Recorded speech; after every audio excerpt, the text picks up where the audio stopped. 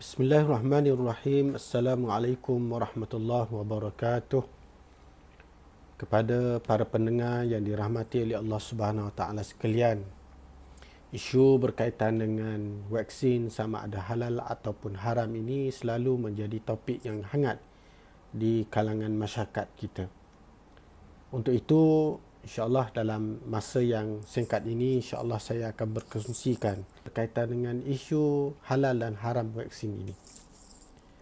Tuan-tuan yang dirahmati oleh Allah Subhanahu Wa Taala sekalian, perlu saya tegaskan di sini bahawa vaksin yang telah pun terdapat dalam negara kita bermula daripada sebelum merdeka, selepas merdeka dan sehingga sekarang ini, vaksin yang terbaru adalah vaksin COVID-19 adalah semuanya tidak mengandungi bahan-bahan yang haram. Sama ada haram itu mengandungi babi ataupun daripada sumber haiwan seperti lembu yang tidak disembelih dan sebagainya. Namun terdapat beberapa pihak tertentu yang cuba untuk memutarbelitkan isu berkaitan dengan halal haram ini yang dibincangkan di dalam vaksin tersebut, dengan tuduhan mereka bahawa terdapat beberapa jenis tertentu vaksin dalam negara kita yang mengandungi babi, mengandungi sel-sel janin dan bahan-bahan haram yang lain. Di sini perlu saya tegaskan sekali lagi bahawa vaksin yang terdapat dalam negara kita adalah bebas daripada bahan-bahan tersebut. Cuma perbincangan dari sudut akademik dan ilmiah perlu kita wujudkan supaya masyarakat faham berkaitan dengan tuduhan-tuduhan yang telah dikemukakan oleh mereka itu. Mereka telah pun meletakkan beberapa fakta dan data-data tertentu yang menyatakan bahawa vaksin mengandungi bahan-bahan terlarang, yang sebenarnya mereka cuba untuk memutarbelitkan isu yang sebenar yang berlaku. Untuk maklumat para pendengar sekalian, bahawa untuk proses pembuatan vaksin terdapat 4 peringkat yang utama, di mana 4 peringkat inilah yang kita gunakan bagi menghasilkan sesuatu vaksin itu. Peringkat yang pertama adalah peringkat untuk pembiakan virus. Di sini kita kena kembali kepada asas kenapa virus ataupun bakteria dan seumpamanya perlu dibiak.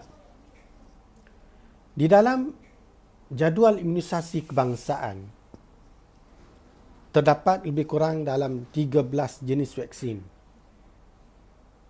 Tambah pula dengan vaksin untuk keluar negara, vaksin untuk haji dan umrah seperti meningococcal, vaksin untuk mencegah jangkitan paru-paru seperti pneumococcal, dan vaksin yang terbaru yang kita sekarang ini, negara kita sekarang ini sedang giat memberikan vaksin kepada rakyat, iaitu vaksin COVID-19. Kesemuanya mempunyai jenis-jenis dan proses-proses yang tertentu yang berbeza-beza.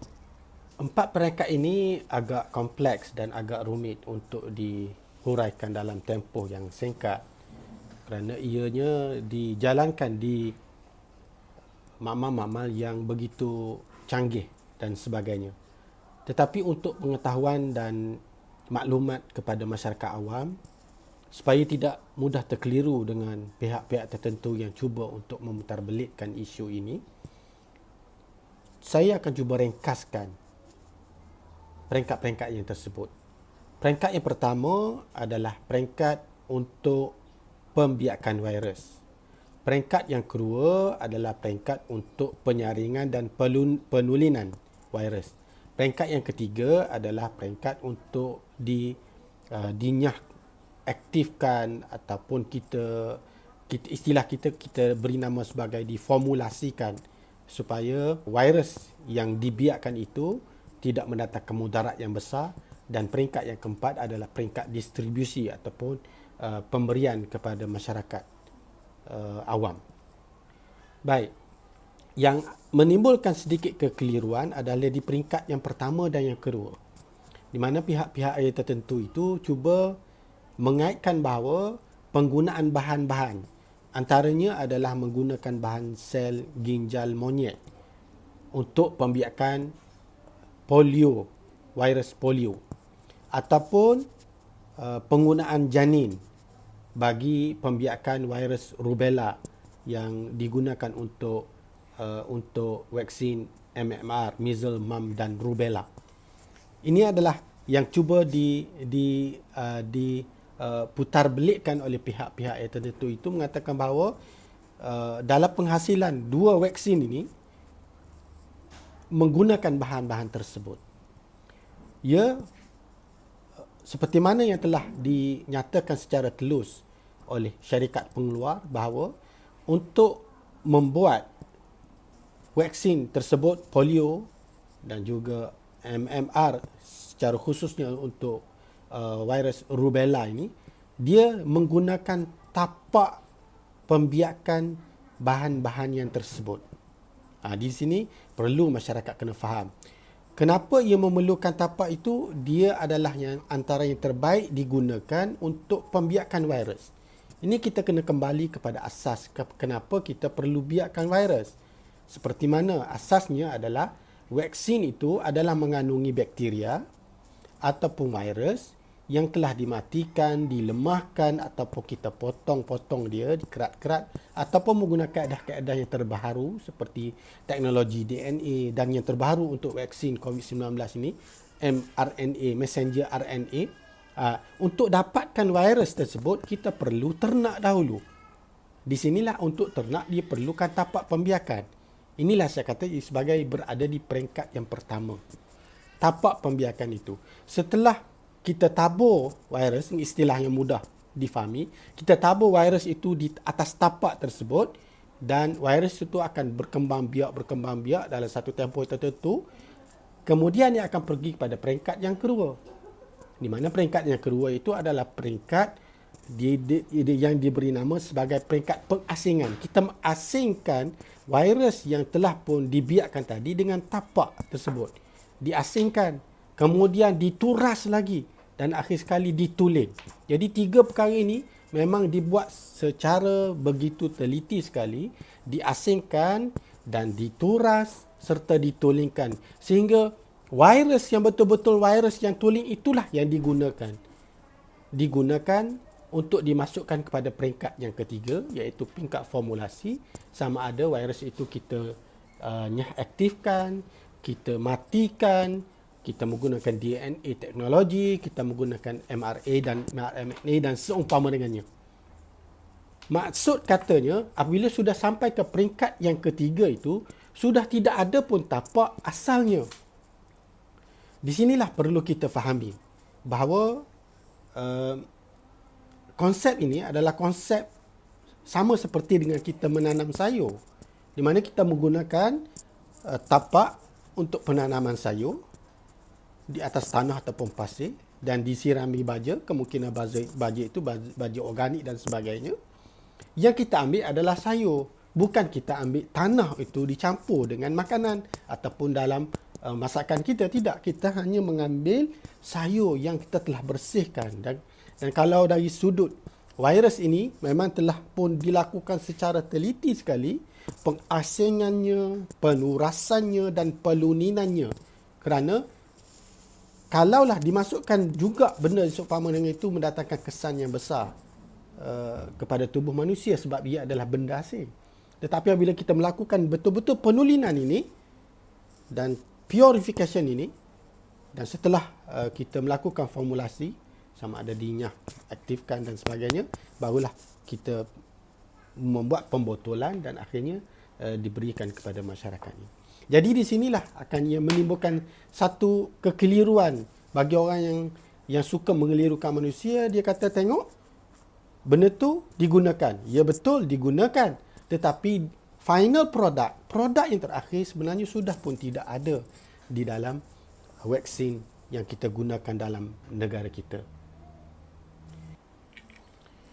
Tuan-tuan dan puan-puan yang dirahmati oleh Allah Subhanahu Wa Taala sekalian, kami yang berada di bidang perubatan ini, apabila melibatkan isu halal ataupun haram yang akan diberikan kepada masyarakat Islam, kami tidak membuat keputusan secara perseorangan, tetapi kita merujuk kepada Majlis Fatwa Kebangsaan untuk memutuskan isu yang berkaitan dengan penggunaan vaksin ini. Alhamdulillah, Majlis Fatwa Kebangsaan sejak daripada 1998 lagi telah pun mengeluarkan beberapa fatwa yang berkaitan dengan vaksin ini. Sama ada ianya melibatkan vaksin secara individu seperti hepatitis B, meningokokal dan seumpama dengannya. Begitu juga dengan isu vaksin yang terbaru, isu vaksin COVID-19 ini. Majlis Fatwa telah bersidang dan memanggil pakar-pakar untuk membentangkan seperti mana yang telah pun saya bentangkan tadi. Dan Majlis Fatwa dengan keilmuan dan rujukan-rujukan yang muktabar yang mereka gali daripada para alim ulama, mereka telah membuat satu keputusan bahawa penggunaan vaksin dalam negara kita adalah harus digunakan. Dalam erti kata, ia adalah sesuatu yang halal untuk diberikan kepada masyarakat demi maslahat, demi kepentingan mencegah daripada jangkitan sesuatu wabak itu berlaku dalam masyarakat. Terutama sekali apabila kita menghadapi isu-isu yang begitu gawat seperti COVID-19 ini.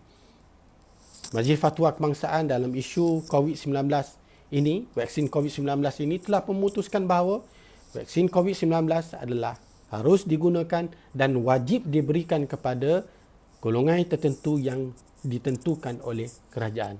Bermakna di sini satu penekanan yang begitu jelas dan tuntas sekali yang telah diberikan oleh Majlis Fatwa demi menjaga masyarakat supaya tidak dicengkam oleh wabak ataupun pandemik seperti yang kita berlaku sekarang ini. Sama juga dengan penyakit-penyakit yang lain.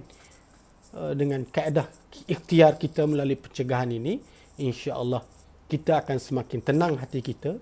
Bukan saja doktor yang bercakap dari segi kepakaran untuk memberikan dia punya pengalaman serta keilmuan mereka bagi merawat penyakit, tetapi ia telah dinyatakan dengan secara jelas dan telah digabung jalinkan dengan keilmuan oleh para mufti dan alim ulama demi menjaga, demi kemaslahatan dan demi negara yang tercinta ini. Wallahu a'lam. Assalamualaikum warahmatullahi wabarakatuh.